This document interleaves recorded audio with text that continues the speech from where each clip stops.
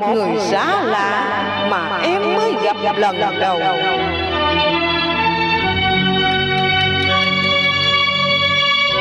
Anh Chuông Sa, anh làm sao vậy? Yêu là có tội phải không anh?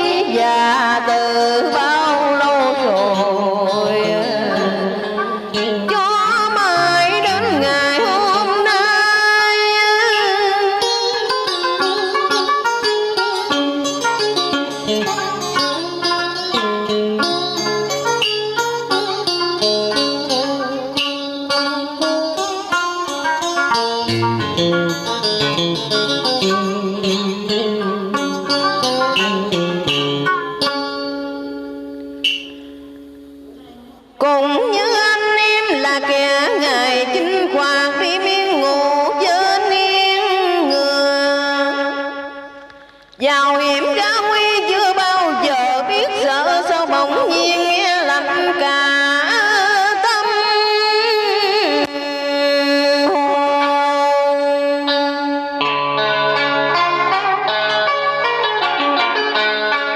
Nhìn anh mấy trôi lòng cùng sắc xe buồn, lòng dũng tướng chợt nghe mềm yếu khi một lần đêm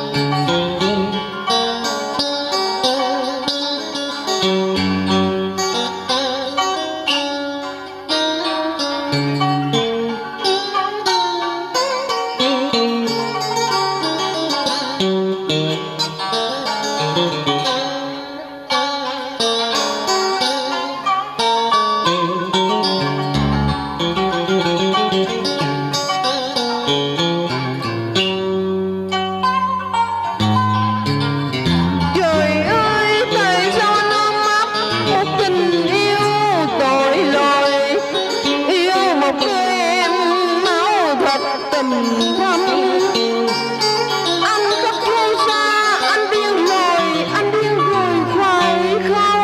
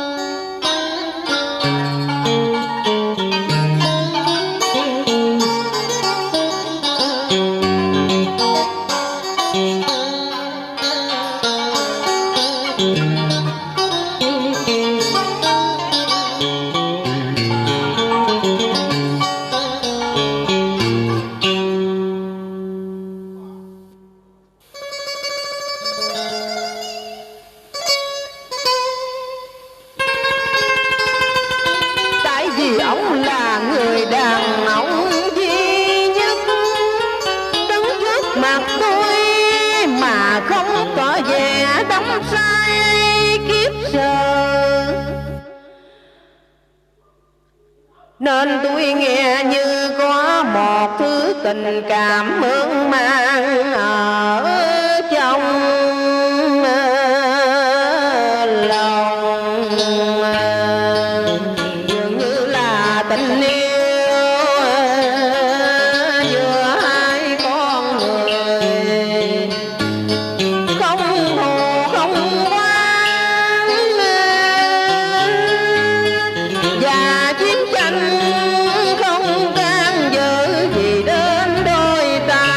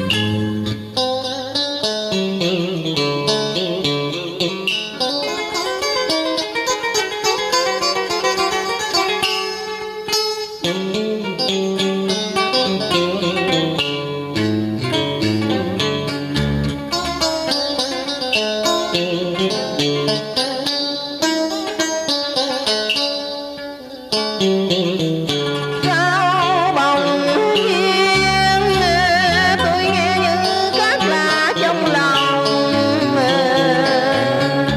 như có một lúc gì dương vắng, một lúc thương yêu đang lén lén vào tim tôi.